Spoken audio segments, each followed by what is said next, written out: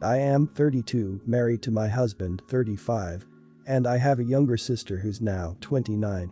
My sister got pregnant when she was 18, it was an accidental pregnancy and she wanted to terminate it but instead chose to keep it and give it away for adoption. Before she gave birth I considered adopting the kid and made sure my sister would be okay with it and she was extremely happy. She gave birth and we did all the legal paperwork to adopt the kid. The kid would still meet my sister but as her aunt. It is a girl. The kid is now turning 11 and all those years we've never had issues with our family dynamic. My sister also expressed that she's not fit to be a mom and has been open about staying child-free. She's been a great aunt to my daughter and we all had a healthy family relationship. I also found out 6 months ago that I'm pregnant with my own biological kid.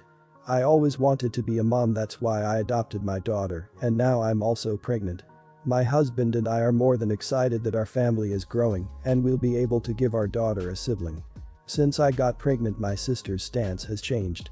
She tries to spend more time with my daughter and also introduced her new boyfriend to my daughter, which is something she's not done with any other boyfriend of hers. She's been dating that guy for less than a year. I don't want to get into much details, so straight to the point. My sister claims that now that I'm expecting my own biological kid she wants her daughter back. I was shocked to say the least and I told her that's not gonna happen. The kid is legally adopted by me and my husband and she's grown up with me as her mother. She claims I stole her kid by taking advantage of her young age when she got pregnant and I reminded her that giving up the kid for adoption was her own choice. She wants the kid back and demands to act like a mother. She's also told the truth to her boyfriend and claims we manipulated her into giving up the kid, which was not the case at all. Her boyfriend is willing to help her in legal battles to get the kid back. She's also threatened to tell the kid the truth unless we do as she says. Legally there's nothing she can do, but I don't want my kid to be traumatized by revealing the truth, especially that way. My husband and I threatened a restraining order. My parents basically called me the idiot for threatening a restraining order against my own sister and said I should sit down and listen to what she has to say because she's my sister after all. My husband and I are not willing to back down as protecting our kid and family is our first priority. My parents say my sister should have equal rights to her kid like we have and we should compromise. Am I the idiot? Not the idiot. You're that child's mother in every respect other than biologically. Your sister and your parents are way out of line. You need to tell your daughter the truth. Do it in your own way and do it as soon as possible. Your daughter deserves to know, but aside from that, it will be far less upsetting coming from you, her parents, than if your sister blurts it. It also takes away that threat from your sister. Sadly, if your sister doesn't back off, you might need to ban her from contacting your family until she settles down. Tell your kid the truth now, you have lied too long to her. Do it before your sister does it. And go completely no contact with your sister, this is sadly necessary. And talk to a lawyer, do not only threaten her with a restraining order, but make sure your child is protected from her. My parents say my sister should have equal rights to her kid like we have, and we should compromise. Maybe you need to go no contact with your parents too. They are delusional.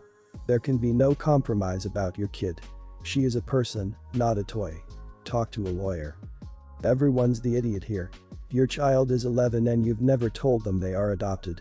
That is going to blow up in your face. Find a way to tell them before they find out. But as far as the thing you actually asked about your sister is also way out of line.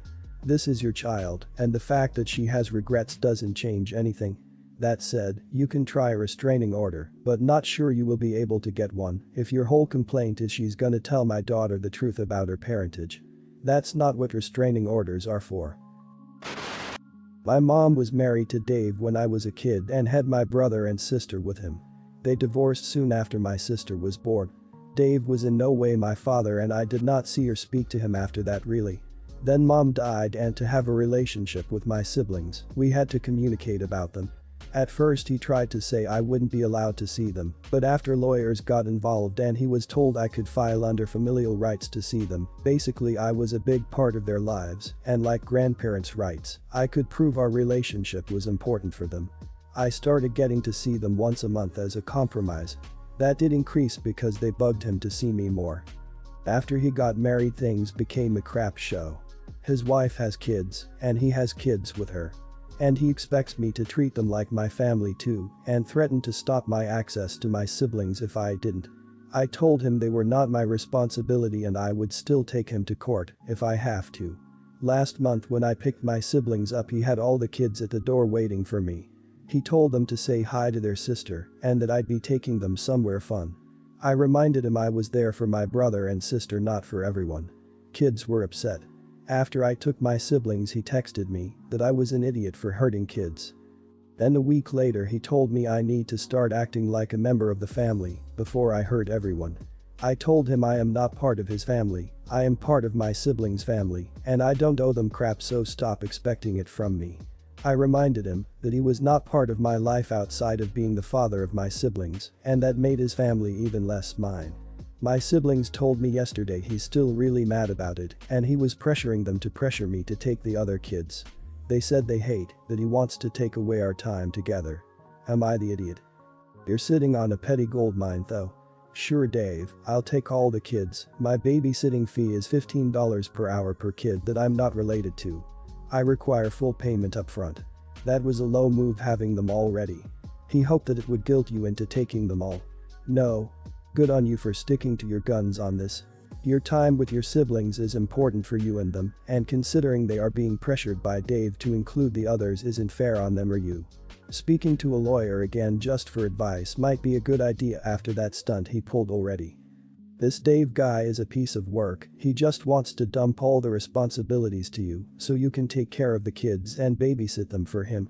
Make it clear to both your siblings that you are only part of their family and have no responsibility toward the other kids, just in case that Dave guy tries to guilt trip them or try to sabotage the relationship you guys have, but your siblings seem to understand what is happening, so I wouldn't worry too much about that. Thank you for being such a good sibling, even when this jerk makes it hard. Remember that in saying no to his manipulation, you are showing your siblings how to be assertive and set boundaries, and that is so healthy for them to learn. Make screenshots and backup copies of his messages and get legal help if you can. You might also want to think about what you can do to help your siblings if living with this idiot becomes too stressful. Have a think about what you can and can't do for them so you know what you will say if they ask to move in with you or need help to leave. A bit of context, this happened in the UK, London. I booked a ticket for Sunday evening to go back to my apartment, Northampton. Due to an accident on the tracks, a lot of trains have been delayed or suspended indefinitely. I found this out at the station. A couple of hours before I was about to start making my way home, my ticket to go home was cancelled, refunded and given the option to buy a new one, which I did. It came with a seat, but I didn't pay too much attention to it. When I got to the station it was packed to say the least. Trains were getting cancelled and delayed left and right. My train got delayed multiple times, but luckily it arrived.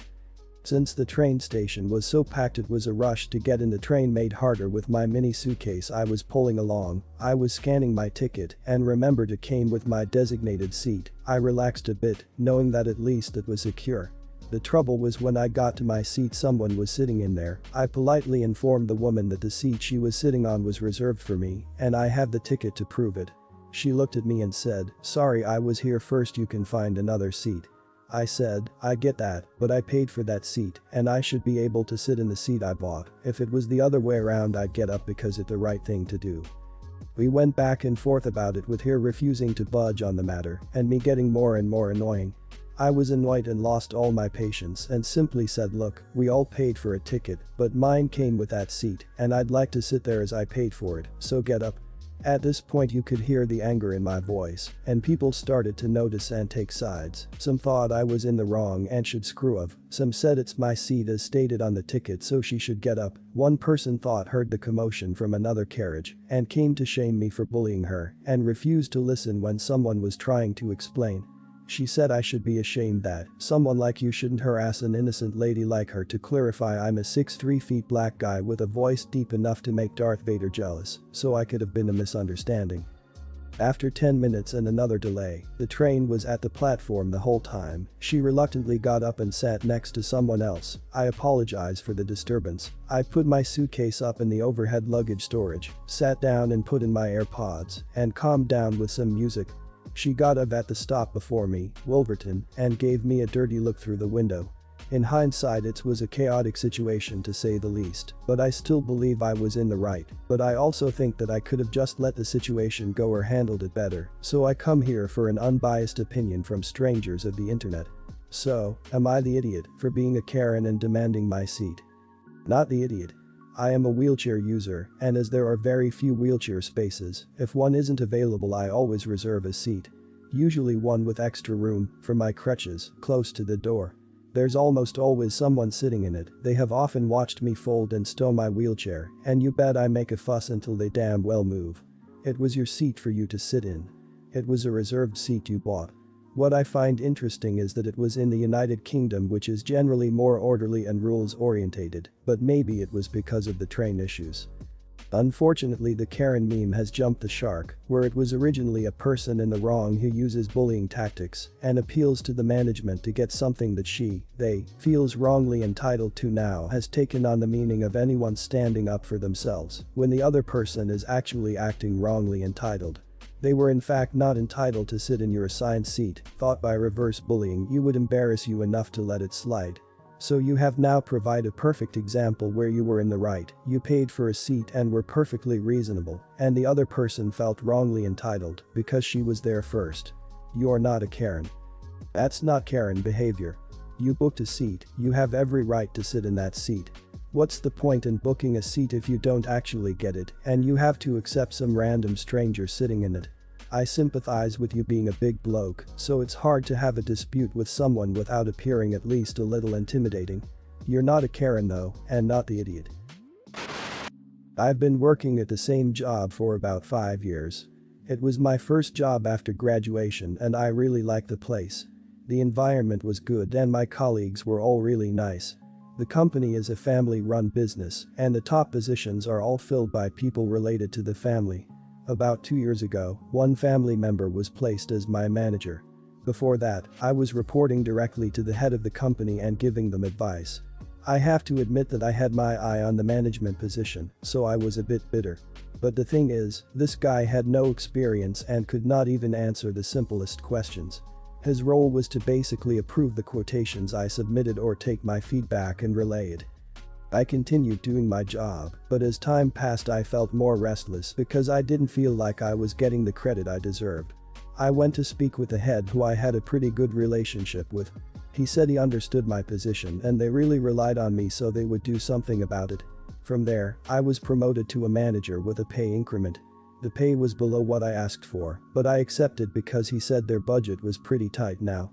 A while later, a company-wide email was sent out saying my boss was promoted to director. I then found out he was given a pay increment as well to match his position. It was pretty much the last straw for me after they told me the budget was tight, so I applied for a few positions and got one with a comparable pay but seemed better for my career growth. I submitted my resignation letter to the director, but the head called me in and said he was disappointed with me. He said I shouldn't have asked for a promotion if I was gonna leave, and I was making use of them, and now they have to find someone and train them. I felt pretty bad leaving them in this situation and kinda ruining my relationship with them.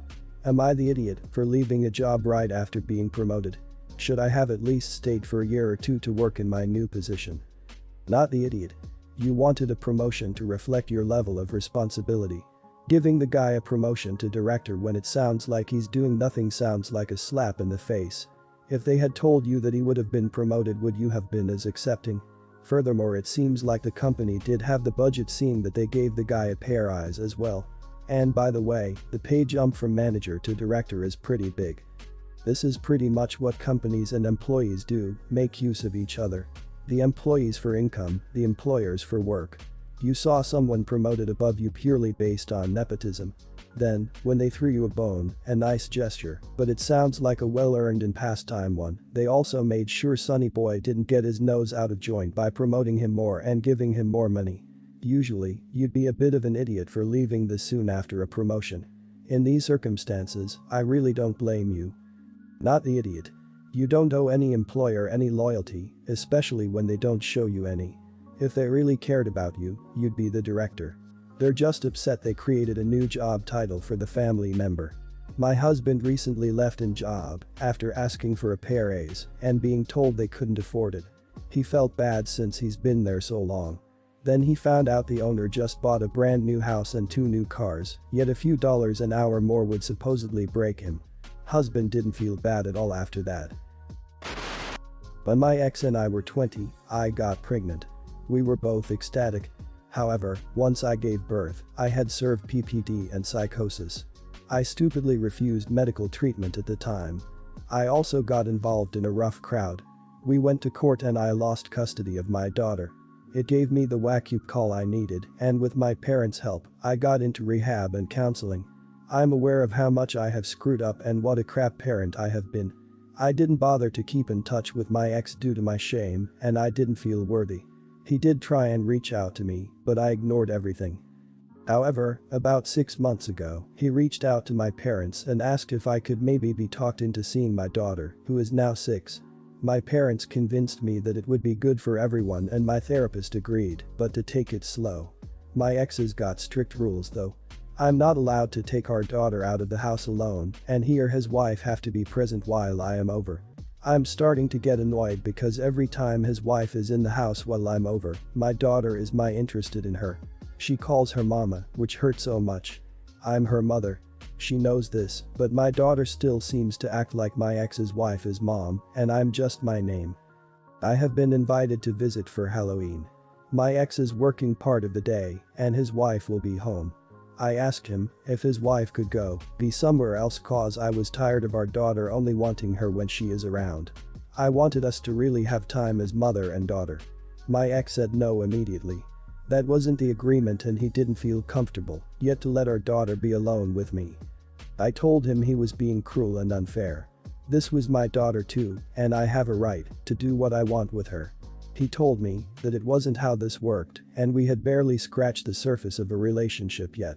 I needed to be patient, and if I didn't like it, I was more than welcome to abandon her again or take it to court.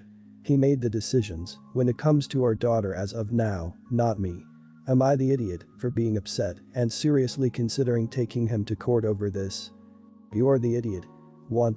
You refused medical treatment and abandoned your daughter. 2.